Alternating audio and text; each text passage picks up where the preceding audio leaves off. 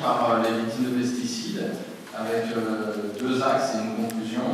Le premier axe, c'est la prise en charge partielle et compliquée des caractères professionnels des maladies contractées par les travailleurs victimes de pesticides. Et puis le deuxième axe, c'est un système d'indemnisation complémentaire. Donc, le premier axe concerne la prise en charge par les organismes de sécurité sociale.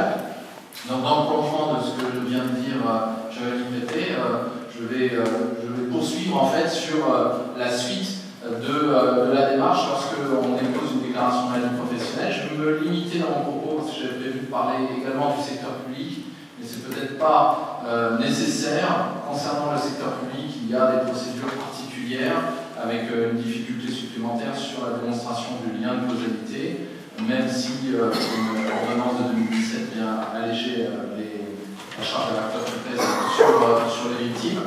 Mais je vais me concentrer sur les victimes salariés agricoles ou exploitants agricoles pour démontrer en quoi il y a des difficultés à faire prendre en charge le risque professionnel par les organismes de sécurité sociale et ensuite d'obtenir une indemnisation complémentaire. Sur la prise en charge par les organismes de sécurité sociale, il y a une difficulté lorsqu'on souscrit une déclaration de maladie professionnelle, c'est de savoir si la maladie figure dans un tableau de maladie professionnelle, vous l'avez compris.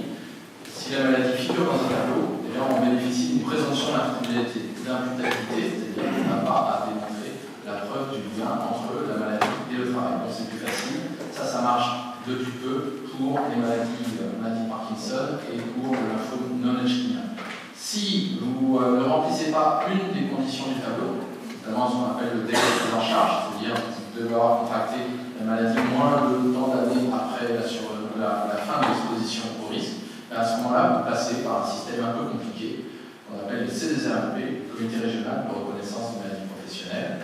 Et puis, si ce CDZRMP a un avis défavorable, il est constitué de 3 médecins, ce qui est souvent le cas, vous passez par un deuxième CDZRMP, et puis ensuite vous bataillez devant les juridictions. Heureusement, avec l'association, avec des toxicologues, des chercheurs qui travaillent à nos côtés, eh bien, on a pu obtenir des décisions favorables malgré des avis défavorables des comités régionaux de reconnaissance de maladies professionnelles. Mais on va prendre le cas de feu Jean-Marie Bonny. Jean-Marie Bonny a fait d'abord qu'il démontre que sa maladie était suffisamment grave pour qu'il puisse passer devant ces deux RMP. Donc il fallait au moins qu'il ait 25% d'IPP, ce qui était contesté du côté de la MSA. Donc il a fallu aller devant un premier expert qui a décidé qu'il y avait 58% d'IPP. On est revenu devant le tribunal, on a fait désigner un premier C2RMP. L'avis était défavorable, on a fait désigner un deuxième C2RMP, ce qui est le droit. L'avis était défavorable, on a fait désigner un troisième C2RMP parce que c'était un lymphome non-Hodgkinien qui nous paraissait que la littérature scientifique était suffisante, c'était avant la création du tableau 59. Et puis le troisième C2RMP qui a refusé de nous entendre, comme c'est souvent le cas, eh bien, a rendu un avis à nouveau défavorable. On est dans le tribunal d'Avignon qui a rendu une décision favorable. Il y a une différence entre la certitude scientifique et la certitude juridique, entre la causalité scientifique et la causalité juridique. Ce qui fait qu'aujourd'hui, on gagne de très nombreux dossiers complets devant les juridictions. En revanche, on a très souvent des avis défavorables de ces comités régionaux. Donc il y a une distorsion entre ce qu'on obtient devant les juridictions, qui sont favorables aux victimes de pesticides, et ce qu'on n'obtient pas du corps médical à travers les CDZRMP. Et puis quand on obtient gain de cause, comme ça a été le cas aussi à la Cour d'appel de Limoges, on parlait de l'arboriculture, mais on a obtenu la reconnaissance devant la Cour d'appel de Limoges, malgré deux avis défavorables de CDZRMP pour un salarié agricole dans l'arboriculture du côté de Limoges, qui était atteint d'un cancer de la vessie. Eh bien, lorsqu'on obtient cette reconnaissance, ensuite il y a un deuxième écueil.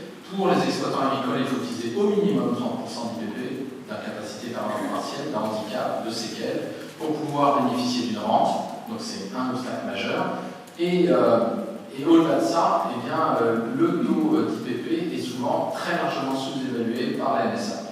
Pour vous donner des exemples, sur les 3 derniers mois, les expertises que nous avons obtenues, c'est-à-dire que nous sommes passés dans les experts pour réévaluer les taux d'IPP fixés par les médecins conseils de la MSA, ont tous été réévalués, tous sans exception, et je vais vous donner 3 exemples.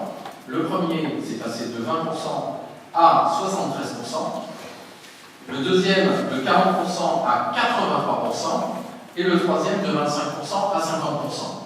Et pour ce qui concerne le troisième, c'est bien mieux que ça. Alors on va nous dire, oui, c'est la Bretagne, parce que c'est souvent la Bretagne où nous connaissons les problèmes. Non, non, là c'était du côté de Nîmes, et bien du côté de l'Aveyron, plus exactement. On est allé vers un expert à Toulouse, la MSA s'est déplacé, mais par contre a contesté le rapport d'expertise sur la base de 50%. On est reparti sur une autre expertise, parce que je me suis dit, bon, allez, on va assurer le coup, on va désigner un nouvel expert. On est parti sur un expert à Montpellier ou Nîmes, et là, à Avignon, pardon, et l'expert a confirmé le taux de 50%. On espère enfin arriver au terme de cette procédure. Et puis pour ce qui concerne, pour terminer là-dessus, la Cour d'appel de Rennes vient de rendre une nouvelle décision favorable après 2 avis défavorables de C2RMP. Cette fois-ci, elle a désigné un 3e C2RMP qui était celui de Caen et qui a été favorable, donc on a pu obtenir bien de plus. Voilà, ça c'est pour les difficultés qu'on rencontre dans la prise en charge par les organismes de sécurité sociale pour les salariés agricoles. Et puis ensuite, eh bien, on n'est pas dans la réparation intégrale parce que si vous obtenez des évaluations de CPL l'IPP à 50%, eh bien, vous obtenez seulement 25% de rente. Vous n'obtenez pas 50%, mais 25%. Pour obtenir la totalité et pour obtenir bien plus une réparation intégrale de vos préjudices, si vous êtes salarié agricole, il faut attaquer votre patron. C'est ce qu'on appelle la procédure en reconnaissance de faute inexcusable, avec certaines décisions rendues par la Cour de cassation qui sont favorables, mais des difficultés pour les salariés agricoles qui sont de différents ordres qu'on ne retrouve pas dans le régime général. C'est d'attaquer une personne avec qui souvent on a de très bonnes relations de travail. C'est une difficulté majeure. Et puis également, c'est la difficulté de la preuve, parce qu'on a des difficultés lorsqu'on est salarié agricole à prouver que tel ou tel produit a été utilisé durant toutes ces années, même si les règles évoluent en la matière. Et puis, pour ce qui concerne les exploitants agricoles, là, c'est pire, puisque vous n'avez pas de procédure de faute inexcusable, puisque vous ne pouvez pas vous attaquer vous-même. Et donc, on a imaginé des procédures devant des commissions d'indemnisation qui nous ont déclaré recevables. On est monté jusqu'à la Cour de cassation, mais ici, il y a plusieurs personnes concernées. On avait gagné en première instance, gagné en appel. Malheureusement, la Cour de cassation a considéré que même si c'était reconnu en maladie professionnelle, il n'y avait pas la certitude du lien. Et là, on est dans une certitude pénale. Et la certitude pénale est très contraignante. Donc, il faut démontrer un lien certain au sens pénal du terme. Et donc, la Cour de cassation, parce qu'on est devant une commission particulière, la commission d'indemnisation des victimes d'infraction, qui suppose qu'on démontre qu'il y a en fait une faute pénale qui a été commise. Et donc, c'est un fonds garanti qui indemnise les victimes. Bon. Du coup, on se retrouve confronté à des difficultés. Qu'est-ce qu'on trouve comme autre solution?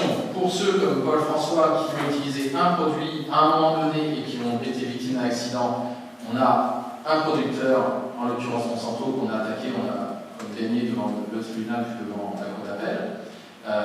Malheureusement, la Cour de cassation nous a demandé de revenir devant la Cour d'appel, donc on va plaider prochainement dans la Cour d'appel de Lyon. Donc pour une exposition dite aiguë, eh bien, on a des possibilités d'action avec un produit et un fabricant. Pour les autres, c'est des expositions chroniques sur de très nombreuses années, donc il est illusoire d'imaginer une action contre 10, 15, 20 fabricants qui, pour la plupart d'entre eux, n'existent plus d'ailleurs par des jeux de disparition des sociétés de rachat. Et donc, du coup, eh bien, quelles sont les solutions aujourd'hui pour ces exploitants agricoles en termes d'indemnisation complémentaire et de prise en charge complémentaire? Eh bien, c'est soit une action en responsabilité contre l'État, parce que l'État a failli. Le drame que nous connaissons de santé publique lié aux pesticides, il est dû en premier lieu aux fabricants de pesticides, mais avec une certaine complaisance de l'État durant toutes ces années, parce qu'on l'a vu à travers les équipements de protection individuelle, on l'a vu à travers les systèmes d'homologation des produits qui sont déficients. Eh bien, il y a une carence au titre de l'État. Cette carence au titre de l'État a été retenue dans différents domaines, notamment dans le domaine de l'amiante, à travers différentes décisions qui ont été rendues en 2004, puis en 2015 et 2017, très récemment. Et donc, on a des préalables, avec également en matière d'algues vertes la responsabilité de l'État qui a été retenue. Eh bien, on peut envisager cette voie-là, mais surtout, ce serait peu satisfaisant parce que les premiers responsables, les fabricants, ne seraient pas condamnés, finalement, les contamineurs ne seraient pas les payeurs. Donc, il y a une autre solution qui est adaptée, pour laquelle on se bat depuis maintenant quelques années, et qui a été portée par certains élus. C'est la création d'un fonds d'indemnisation des victimes de pesticides.